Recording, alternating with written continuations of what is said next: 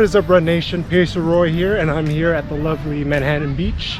I decided to drive down here because of the fires in California. The air quality is not that, it's very dangerous to run. Now I know I'm a little bit delayed on this video this week, but forgive me, there's been a lot of things going on. I started school up again, and the Los Angeles Marathon Training Program, which I help pace lead and coach for, just started this weekend as well. So my plate has been full. With that being said, I don't want to rush a video out every week because I feel like the quality is not going to be as good, and I feel like I wouldn't put as much effort into it as if I just took my time. So just bear with me. I'll try my best to do weekly videos, but there's going to be weeks that it's going to be impossible. But enough about that, let's get to the video. And this video I'm going to focus on why I run. So with the pandemic preventing large mass gatherings, which has led to many races being canceled, I found it harder and harder this time around to find my motivation, because I usually train for a race. So, you know, there'll be times in a run where I'll be thinking, what's the point? There's no races happening, but I just happen to stick to it. And there are other reasons other than a race why I run. So for this video, I'm going to focus on the top 3 reasons why I run. Reason 3, I hate going to the gym. Just going to the gym involves multiple steps. First, you have to figure out what muscle groups are you going to work on today. What needed accessories am I going to pack, like the weight belt or the weight gloves?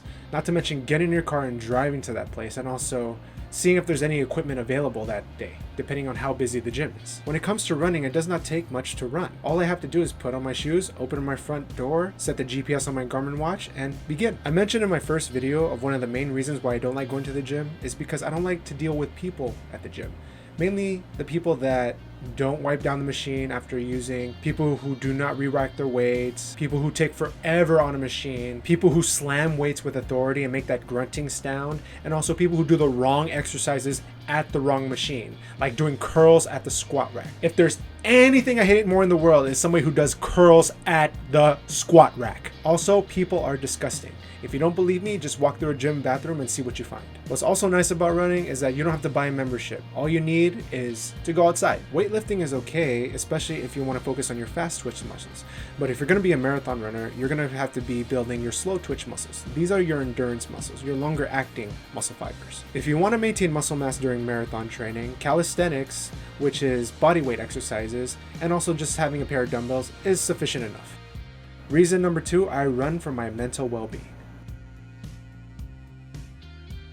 Running is sort of what I call my meditation. It's a way I declutter my brain. Most of my midweek runs I like to do after school or work. I have insomnia, but ever since I started running, it was more manageable and the sleepless nights were very rare. Running after school or work allows for the remaining energy in my battery to be drained, making it more likely that I'll fall asleep that night. Running also helps your brain. So let's get sciencey a bit for a second. Cardiac output is measured by stroke volume times your heart rate. When you engage in any sort of cardiovascular fitness, you increase your heart rate. This increase in heart rate allows more cardiac output, which allows more blood to be pumped to the brain. Increased blood flow to the brain promotes more blood vessels in the brain being formed. This is called angiogenesis. This will cause more nutrients to be delivered to your neurons, which will cause an increase in brain performance. Running also acts like an antidepressant, which makes you more resistant to physical and emotional stress, like anxiety or depression. Also, people who tend to exercise regularly tend to increase the volume of the hippocampus, which is a part of the brain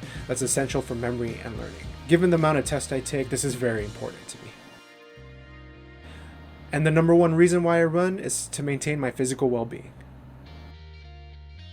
Now, I know this reason is the most self-explanatory, but allow me to elaborate even deeper. Here are the top 10 causes of death in the United States as per the CDC in the year 2017. These represent about 74% of the deaths in the United States. Let's go over some of these. There's mountains of evidence that exercise actually prevents cardiovascular disease. It turns out that 80% of cardiovascular deaths can be prevented. To hammer the perspective on how serious and common cardiovascular disease deaths are in the United States, when I took my USMLE Step 1 board examination, I remember every 3rd, 4th, or 5th question in my exam asked about hypertension, diabetes, coronary artery disease, stroke, and other cardiovascular pathology. Now, I know cancer has some genetic aspects, but there's been research to show that obesity is linked to cancer. Here are several types of cancers. And here's how much your chances increase if you're overweight or obese. Enough said. When it comes to Alzheimer's, there is growing evidence that regular cardiovascular exercise can decrease the likelihood of cognitive decline, due to increased blood flow to the brain, as I mentioned before. Now, moving on to flu and pneumonia, it is well known that the more fit you are, the less likely you are to get sick, and if you do get sick, your recovery time is actually much quicker. As you can see, you can maintain your life expectancy through regular exercise, given that it's related to many causes of death in the United States. Well, those are my scientific motivations. What about my moral motivations? Since I am trying to become a physician, I feel like I should be held to a higher standard when it comes to living a healthy lifestyle. I boil down this moral obligation to one question. How likely are you to listen to your doctor when they themselves look like that they don't take care of themselves? Imagine me being your doctor and I'm overweight and it looks like I have health problems and I'm breathing heavily and I'm telling you to lay off the sugars, to lose some weight, to maintain your blood pressure. At the end of the day, I have to practice what I preach. I want to be able to say